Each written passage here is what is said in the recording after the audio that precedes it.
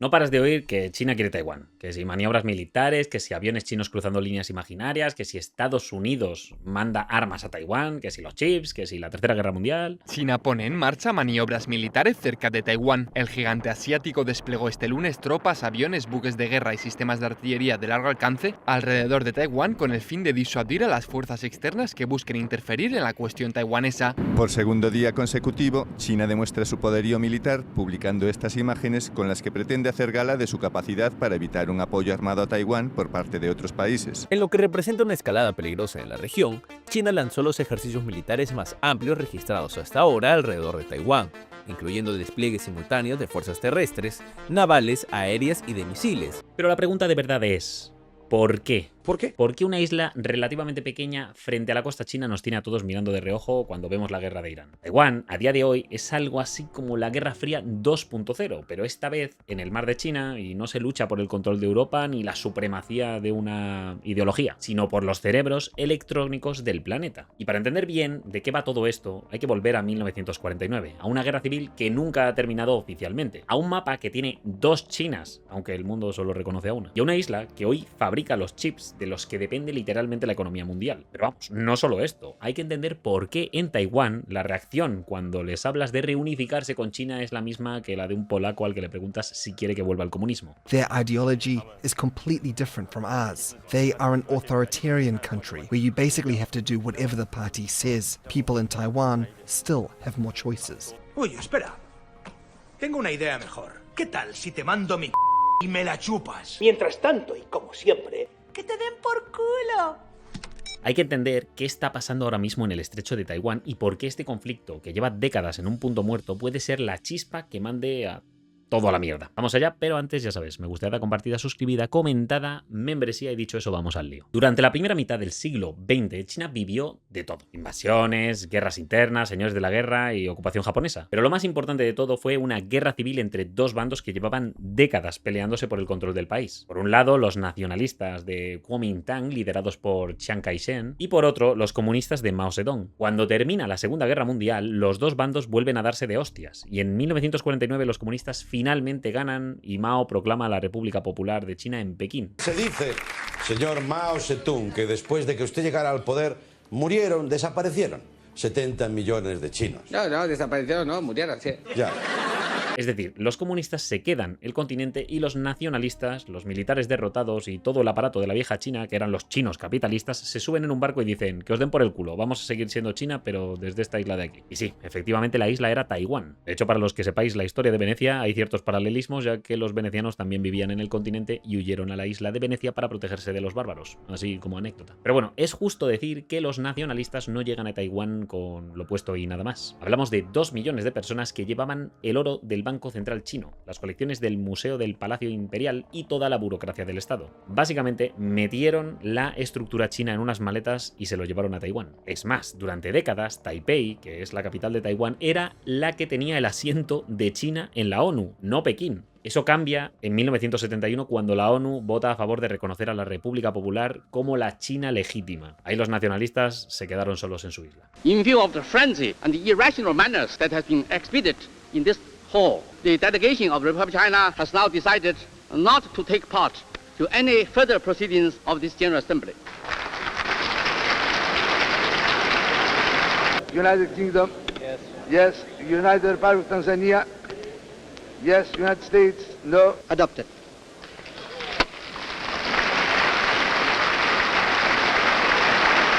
Y aquí es donde empieza el lío de hoy, porque Pekín dice, China somos nosotros, los de Taiwán son una provincia rebelde. Y en Taiwán dice, no, China somos nosotros, los de Pekín son unos comunistas cabrones. ¡Daño que matéis a este traidor! ¡Mentiroso! ¡Farsante! ¡Impostor! Con el tiempo, Taiwán cambia, se desarrolla económicamente, se industrializa, se democratiza y construye una identidad propia. Cada vez más taiwaneses se sienten simplemente taiwaneses y no chinos. Pero para Pekín eso no importa. Para Xi Jinping, la guerra civil que inició todo esto no ha terminado, solo está en pausa. Y te estarás preguntando, bueno, entonces, ¿Taiwán es un país o no? Pues amigo, depende de a quién le preguntes. De facto, Taiwán funciona exactamente como un país. Tiene gobierno, tiene elecciones, ejército, moneda, pasaporte, fronteras, instituciones y política exterior propia. El problema es que la mayoría de los estados del mundo no la reconocen como un estado independiente porque Pekín exige, para tener relaciones diplomáticas plenas con China, que aceptes el principio de una sola China. Es más, Estados Unidos, igual que la ONU, cambió su reconocimiento diplomático de Taipei a Pekín en 1979. Desde entonces mantiene una relación no oficial con Taiwán, muy estrecha, pero no oficial. Hoy mismo, solo unos 12 países reconocen formalmente a Taiwán. La mayoría son islas del Pacífico o países centroamericanos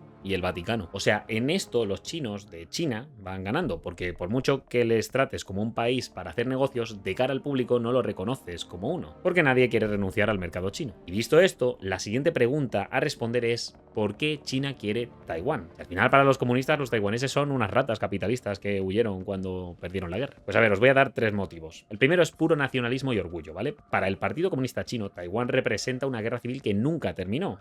Si Taiwán se declara formalmente independiente, sería aceptar que China fue partida y que así se quedó. El partido lleva décadas diciéndole a su población que el gran proyecto nacional es la reunificación, y si ahora cogen y renuncian a eso, pues se comen un golpe en todo el orgullo nacional. El segundo motivo es puramente militar, y tiene todo el sentido del mundo. Taiwán está justo frente a la costa china y forma parte de lo que se conoce como la primera cadena de islas, que van desde Japón hasta Filipinas, pasando por Taiwán. Es decir, que actúa como un muro marítimo que limita la salida de China al Océano Pacífico. Si China controlase Taiwán, pues rompe ese muro y gana profundidad para que su armada dispute el Pacífico, sin preocuparse de su culo. Algo que además afecta al sistema de alianzas yanqui para mantener a China encajonada. El último motivo, muchos ya lo conocéis, y es la tecnología de Taiwán. TSMC es la gran empresa semiconductora taiwanesa y fabrica el 72% del mercado mundial de chips avanzados. Sin esos chips, la economía moderna está completamente jodida. No hablamos de que suba el precio de una consola, hablamos de móviles, de inteligencia artificial, de coches, de servidores, defensa, satélites, telecomunicaciones, centros de datos. Todo depende del eslabón de la cadena que representa el suministro de Taiwán. Por supuesto, China depende también de estos chips, ¿vale? Su industria tecnológica, sus coches eléctricos, servidores, el ejército necesitan semiconductores avanzados que en gran parte vienen de Taiwán o pasan por tecnología taiwanesa. Si China invade y destruye esta infraestructura, no solo hace daño al mundo, sino principalmente a sí misma. Si la invade y la toma intacta, controla el activo más valioso del planeta. Por eso cuando la gente habla de que China debería tomar Taiwán, parece que no tiene en cuenta este punto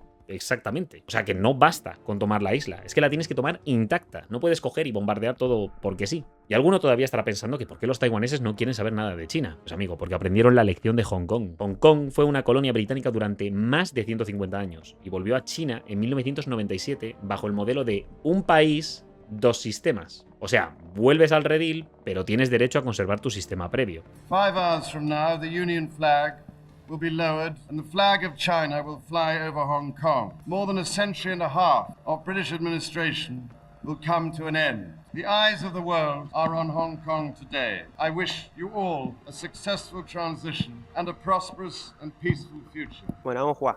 Haz que me quede, Murph. No me dejes ir, Murph. No, no dejes que me vaya, Murph. No, no, no, no. La idea era que Hong Kong mantendría este sistema legal propio, sus libertades económicas y ciertas libertades civiles durante una década. Coño, suena casi razonable, ¿no? Podría ser el trato. Pues sí, hasta que en 2020 Pekín impuso una ley de seguridad nacional en Hong Kong tras protestas de 2019. Muchos analistas y gobiernos occidentales lo interpretaron como el fin efectivo de esta autonomía prometida. Los intelectuales que no abandonaron Hong Kong están ahora mismo presos. Sacad vuestras propias conclusiones de eso.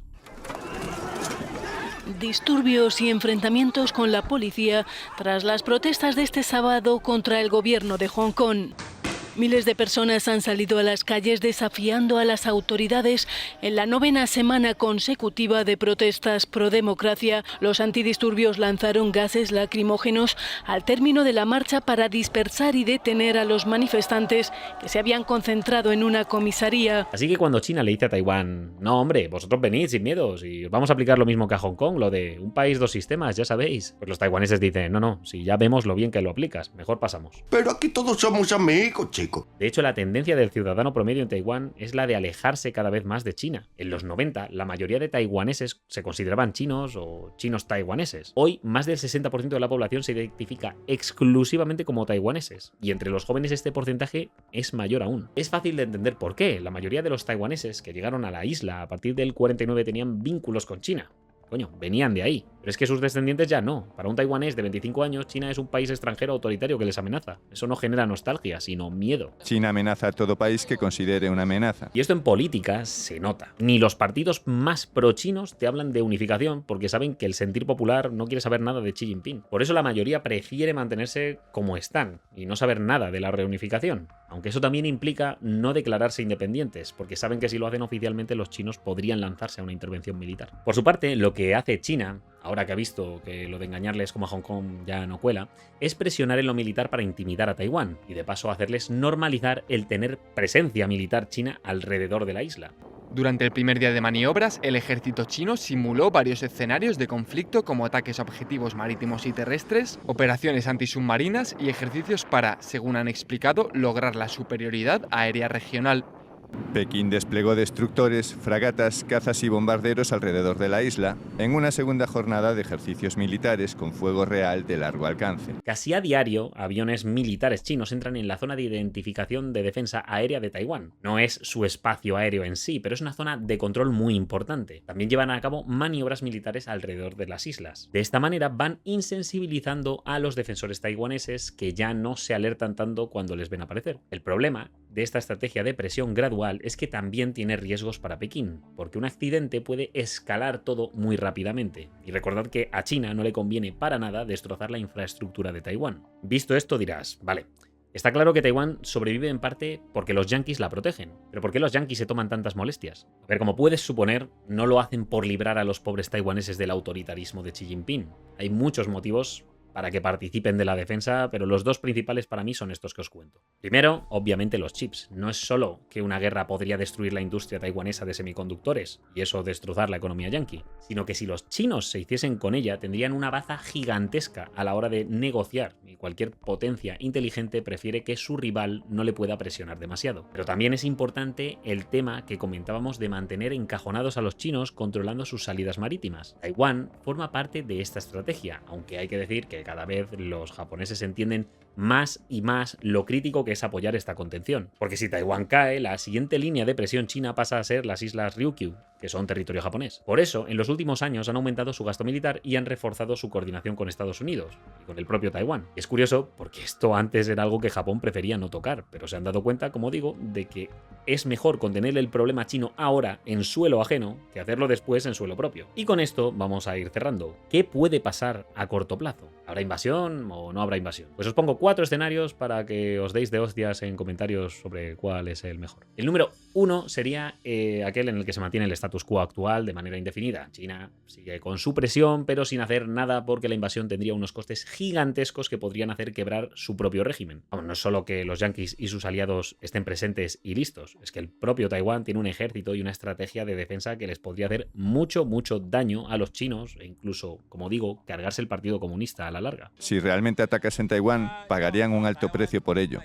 No nos limitaríamos a quedarnos de brazos cruzados y dejar que nos ataquen. El escenario 2 es el de incrementar la tensión con un bloqueo económico, igual que estamos viendo ocurrir ahora con Hormuz, un bloqueo marítimo parcial, ¿vale? Presión sobre empresas que comercien con Taiwán. Corte de cables, de submarinos, de comunicaciones. Y ya sabéis, es menos arriesgado militarmente, pero también menos decisivo y expondría a China a sanciones occidentales masivas que harían daño a su propia economía. El escenario 3 es una invasión a gran escala, que es lo que más acojona, y de hecho muchos analistas enmarcan esta posible invasión entre el año 2027 y el 2030, que es cuando al parecer los chinos estarían preparados para ello. Por aclarar, no es que en esa franja de tiempo vaya a pasar algo sí o sí, lo que te dicen es que para entonces los chinos estarían listos para hacerlo. Quizás ese es el motivo por el que los yanquis están haciendo ahora lo que están haciendo en Irán, porque saben que los chinos no están listos ahora para su movimiento en Taiwán, pero que podrían estarlo a partir del año que viene. Y el escenario 4 es uno de los más curiosos, pero es una mezcla de los de antes, ¿vale? Es uno en el que se quiere mantener el status quo actual, o sea, el escenario 1, pero en el que inevitablemente acaba colapsando todo por un accidente en alguno de esos ejercicios de presión chinos, y acabamos derivando en el escenario 3. O sea, realmente es el escenario 3, pero sin querer. Por eso aquí el tema no es tan simple como vais a leer por ahí, de que si China quiere Taiwán, ahora que Estados Unidos está aliado con Irán, pues debería invadirla. El tema es cuánto está dispuesta a pagar China por hacerse con Taiwán y cuánto está dispuesto a pagar los Estados Unidos y sus aliados del Pacífico por evitarlo. Todo esto enmarcado en uno de los 4 escenarios que os he planteado. Pero bueno, ya sabéis que yo no tengo ni idea del asunto, así que vais a tener que ilustrarnos vosotros con cuál creéis que va a ser el escenario ganador que vamos a vivir con Taiwán en comentarios. ¿Es que China acabará invadiendo o seguirá con la presión gradual? ¿Intervendrá Estados Unidos militarmente si hay una invasión o se limitará a sanciones y a declaraciones? ¿Qué pasa con los chips? ¿Tiene el mundo un plan B si Taiwán deja de fabricarlos? Leo, suscríbete si no lo has hecho ya y considera pillar la membresía, que ayuda una barbaridad al canal. Echa un ojo a los vídeos para mantenerte en el debate y nos vemos en la próxima. Hasta luego.